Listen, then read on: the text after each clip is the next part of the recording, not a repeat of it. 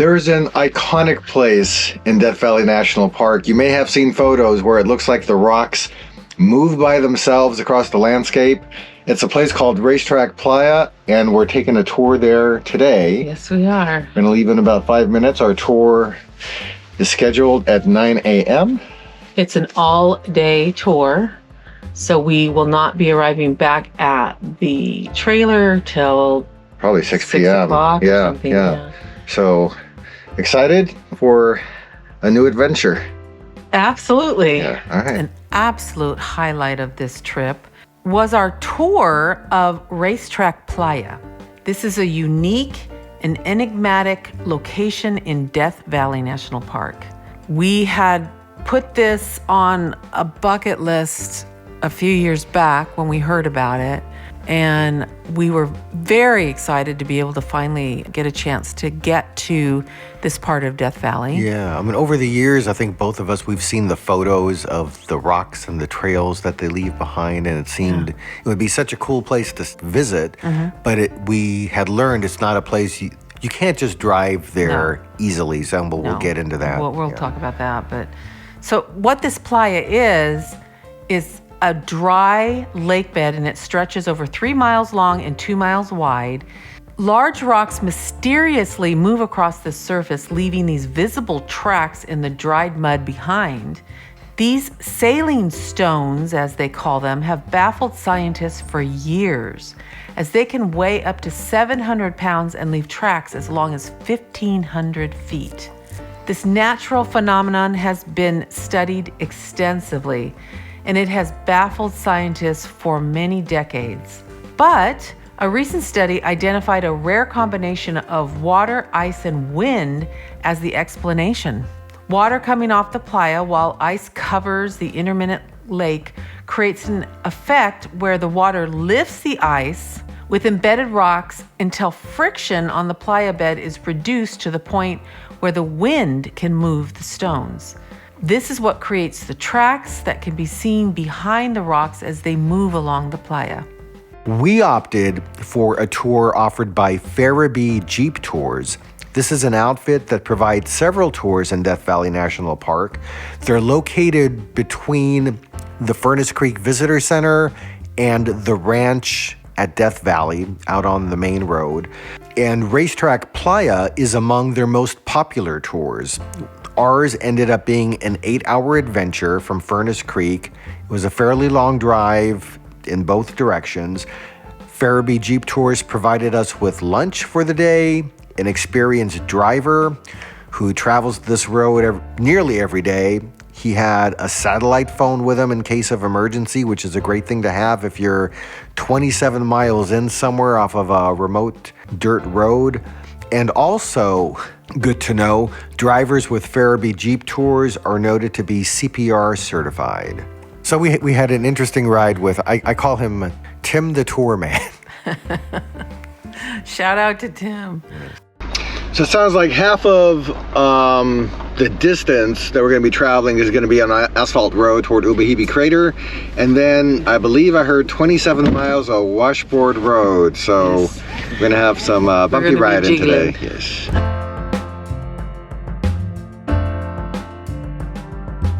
I didn't know mesquites were this color.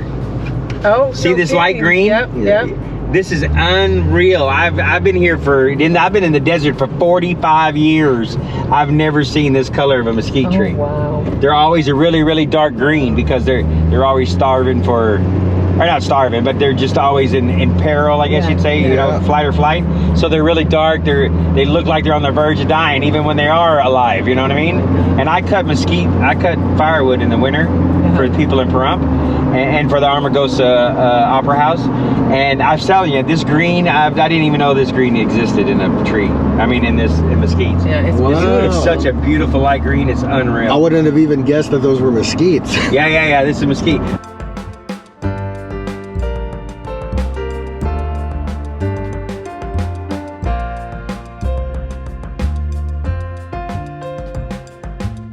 To get to the playa, you're going to have to travel a nearly 27-mile rough dirt road.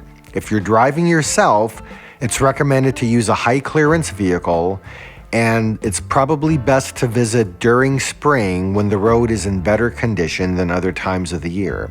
And it's important to reduce the air pressure in your tires when driving a road like this to reduce the risk of tire damage. And we saw, or our tour guide was the one who was pointing out all the cars coming down the road with seemingly the incorrect tire pressure. And he's particularly attuned to that because he's also part of the folks who rescue people when they have vehicle problems on this road.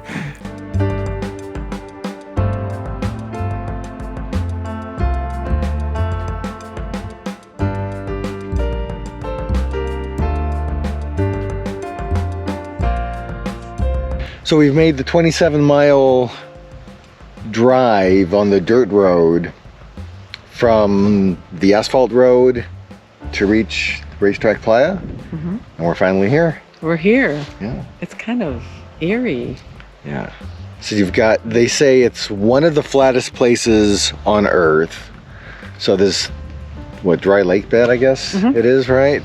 Goes With for a rock outcrop. Yeah. In the middle, called Grandstand. We'll have to double check like what the length is from one side or the other, but they say the tilt from the one side to the other side is just 2 inches. 2 inches. So there's this ever so slight tilt. And we're gonna go check out the grandstand, the bedrock in the center here goes up 73 feet, and check this place out.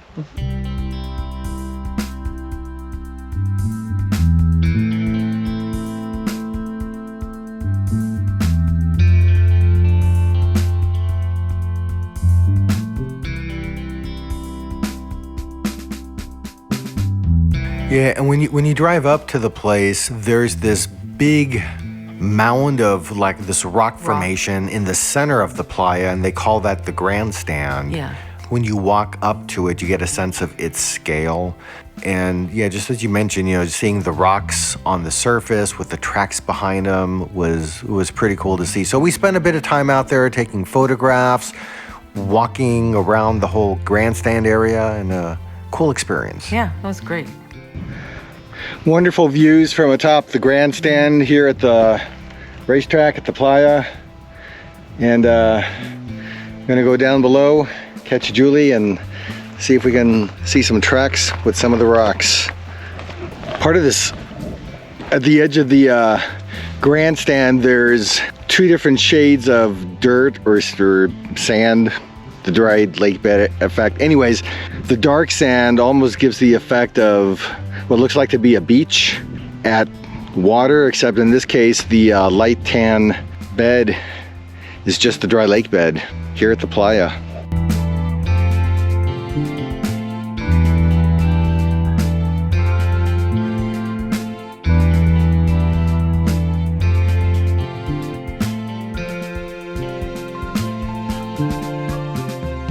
I'm looking at what I think are tracks, but they're parallel to one another.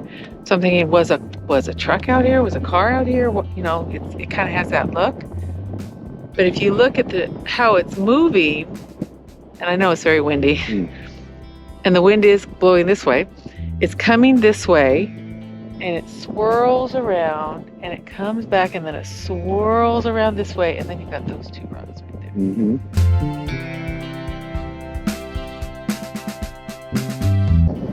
So this one seems to have started here, but I believe that it probably started from somewhere else. But at this point, you can see more clear track. And it's very deep into the sediment. So the reason that the tracks seem a little bit faded away and not as clear as what we've been told they are is because there was an atmospheric river that came through here not too long ago, and it literally washed some of the tracks out. But not completely. You can still see the faint tracks in a lot of the areas. It's a bit of a nature's Etch-a-Sketch at play. I think those 2 rocks made that. Those 2. The circular thing? Yeah, the circular thing. Could have been. Yeah.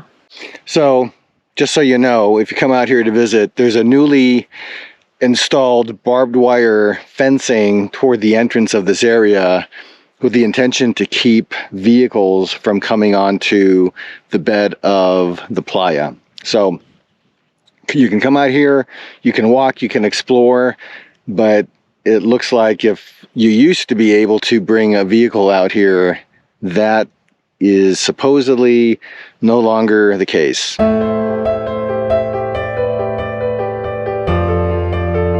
There's these, not a lot, but these random rocks just in the middle of this bed. And when you're here, you gotta go check them out.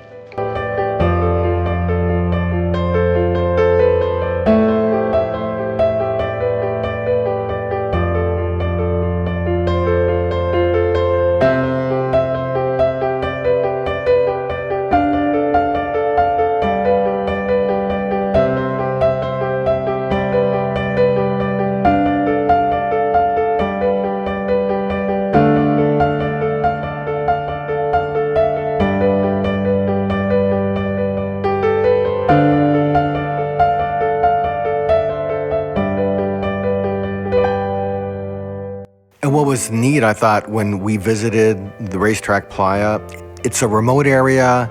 The playa, it seems immense. When we were there walking out on the playa, it was just you and I. Yeah. Yep. And when you just think about the vastness of that landscape, it was a cool experience to kind of have it to ourselves. It was. You could feel the immenseness of it. Now, you would think, okay, this is just a dry lake bed, so what? But there's something more to it. And I think it's just the isolation of it, and the nature itself is just big. It's bigger than us. Yeah. And I think you feel that.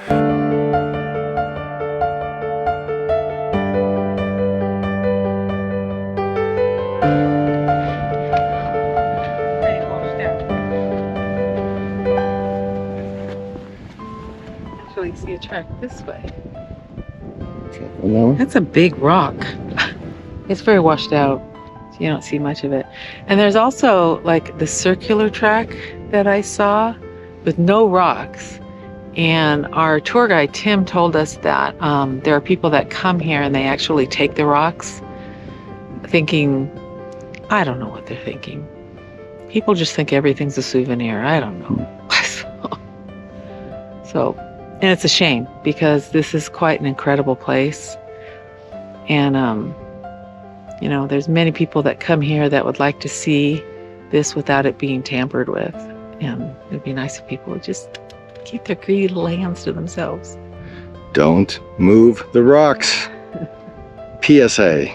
I was very disappointed to hear that some of these rocks have been taken off the lake bed by people that just decided to take them. So that was extremely disappointing. Yeah, but our tour guide shared this interesting story where he said there's been accounts of people sending their rocks back because they believe that they have had bad luck since taking the rocks. They send the rock back by mail with a note that says, please place this rock back where we found it. Yeah. Because they've had such bad luck.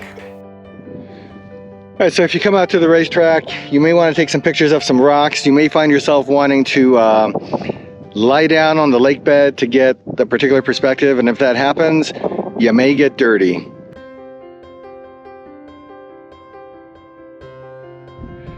So thoughts on Racetrack Playa? You made it here. Yeah, I made it here. It's actually incredible. I just didn't know what to expect. So to walk out onto the dry lake bed itself is quite an experience. It's desolate. Yeah, desolate, isolated, quiet. You get a sense of how much bigger the world is than you are. Because it is difficult to get to. You'll most likely probably find yourself alone here. Yeah. Yeah. So you get to experience this wonderland probably by yourself. Yeah. Yeah, and to see what nature does and how immense it is. I mean, it's just amazing. I like it. Glad we came out here. Yep.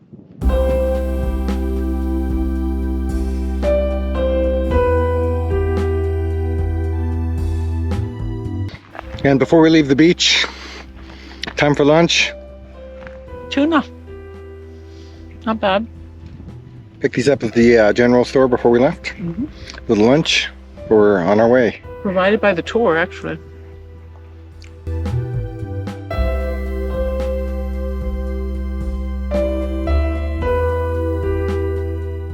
Along this dirt road going to Racetrack Playa, we passed by something that's called Teakettle Junction. And you had read about, seen pictures about this before. And I remember we started driving by it and you got really excited. Yeah. because I've seen it before. And I remember when I read about it before, which included like the description of where it was, I remember it sounded so remote and it was like one of these things, hey, it'd be kind of cool to see because it's quirky, but I'll probably never get there because it's so remote. And I didn't know it was on this road to get to Racetrack Playa. Yeah, so you got all excited. I did, yeah. Yes, it was very cute. I'm glad I amuse you. We're at Teakettle Junction, and this is where they leave the tea kettles. And I guess it has a legend to it that the old miners would come here and leave things in the tea kettles. And then it became more, tourists coming and leaving "I was here" messages on the tea kettle. This is on the mining road to Racetrack Playa. I suppose if you're going to plan a trip out this way, if you have a spare tea kettle, you can leave it at the junction. Well, if I'd known, I would have brought a tea kettle. We have an extra one. Yes, we do. Yeah, and people write sayings on the tea kettles and they hang them up there. Yeah, stickers. Yeah. It was very cool. Maybe one of these days in the future we'll have our places where we go sticker and we can go have put our I'm kettle still waiting. there. It's on your list, isn't it? It's on we have a big list. Both you and I, yes. But we saw more. We did. We knew that during the spring, that every few years, Death Valley does experience a spring wildflower super bloom. This natural phenomenon occurs when the conditions are just right for an explosion of vibrant wildflowers to cover the desert landscape.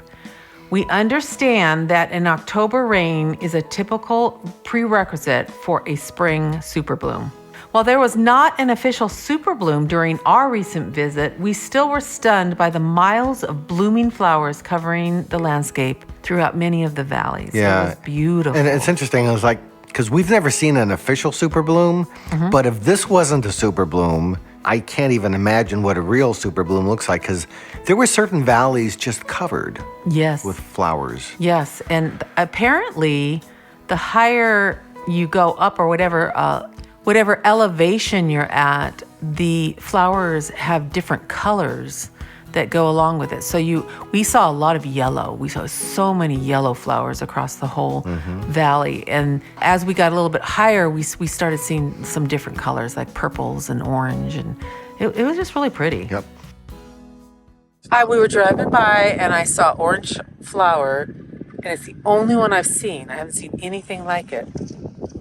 And so I said something, and we kept driving, and Tim decided that, hey, let's go back and see. Super blooms don't occur every year, even when there has been rain. So you want to stay connected to the Death Valley National Park website before your spring visit to learn if you'll have a chance to witness an actual super bloom. And someday we'll go back when there actually is an official super bloom. Yes. Yeah. The amount of yellow bloom in this area of Death Valley, just stunning. And again, one of those things, I don't know how it's going to come out on camera, but it's in this valley, as far as the eye can see, just yellow flowers.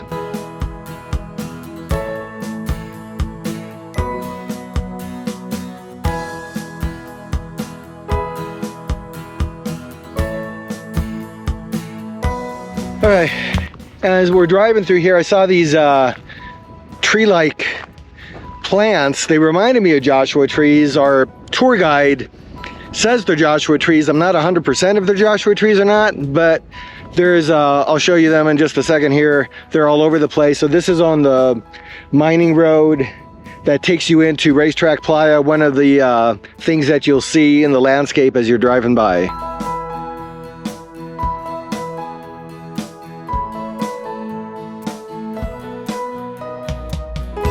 Another thing that we saw on the ride back from Racetrack Playa, we made another stop at a place called Ubehebe Crater. And we've been there before. Last time we visited was 2013, so it was nice to come back here one more time. It was a short visit and it was unbelievably windy. Yeah, it could have blown me over. It was that windy. Yeah. If you're interested in geological wonders, this is a must-see place in the park. It's a massive volcanic crater said to have been formed thousands of years ago when magma rose to the surface and interacted with groundwater, causing a violent steam explosion. The result? It's an impressive crater that measures half a mile wide, 600 feet deep. You can actually hike down to the bottom of it, hike back up. I think you may be on a future trip, if we have more time, that I could see that being something that we could do. Yeah. On this particular tour, it was just a drive-by stop, get out, take some photos, etc. You can hike along the crater's rim, view the surrounding desert landscape. There's also a nearby, I think they call it Little Ubehebe, that's just up the hillside. So there's actually two craters in this area. And again, it was ridiculously windy when we were there. All right, and after a day on the tour, Yes. it's time for some ice cream at Furnace Creek Ranch. They have an ice cream parlor, Yes. so we're gonna check it out. We have to. I don't think we've ever done it since we've Nope, been here. nope. I think we tried once, and Yeah, I don't remember. So I don't remember why. It's a we didn't do first. it. Yeah. So here we go. it's probably one of the best places for ice cream, Death Valley, huh? Yes.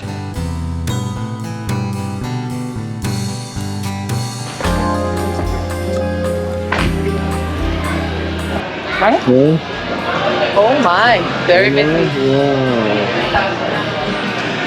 The ice cream shop was booming, and we were surprised by how much ice cream we got served we chose a cup. Yeah. But it was a ton of ice cream. I thought we were gonna get like a scoop, and it was so much ice cream. And the place was wall-to-wall people, and they kept on coming. Yep.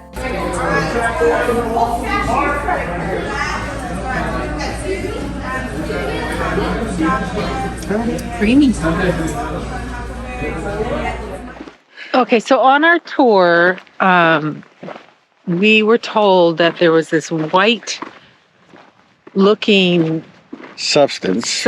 all over some of this mountain, these little piles of not mountain, just hilly things, that are called salt flour. And he was telling us that it was an actual flower, but it was somehow fed by the salt and water in the area and the air, and that it creates this white-looking, cottony, powdery substance. Yeah, from a distance, it almost looks like a light snow dust. We're known that you're in Death Valley. It could be mistaken for salt, but it's not salt. It's not salt. So, and And it kind of made it sounded like it was a type of a mold or something, but I don't know. yeah, we don't know. We're gonna go check it out.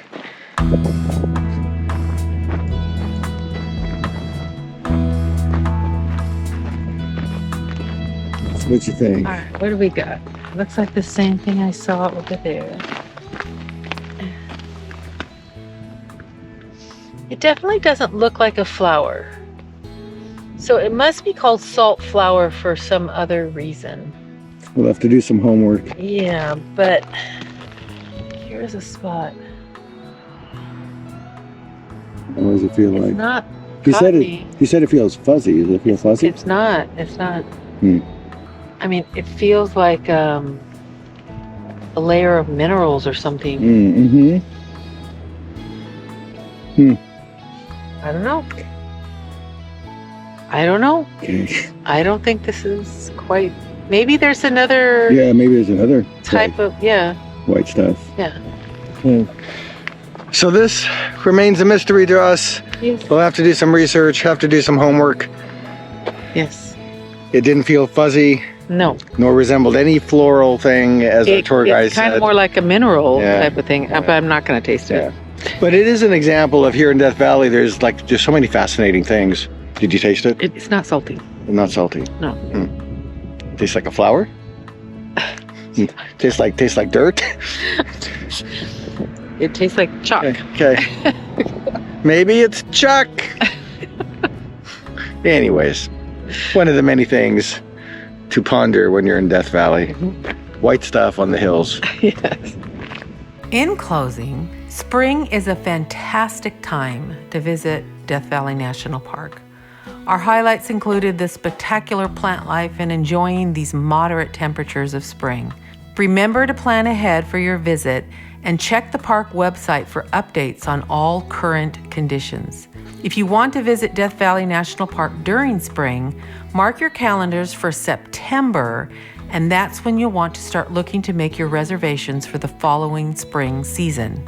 Also, if you want more information about Death Valley National Park, our website has lots of it, including itinerary ideas, tips on planning for fuel, lodging details, and much, much more. In fact, our Death Valley National Park blog posts are the most visited articles on our website.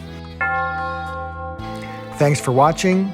Hit the subscribe button to see our future videos and hit the like button. We appreciate it. Happy traveling, and we hope to see you at the places where we go.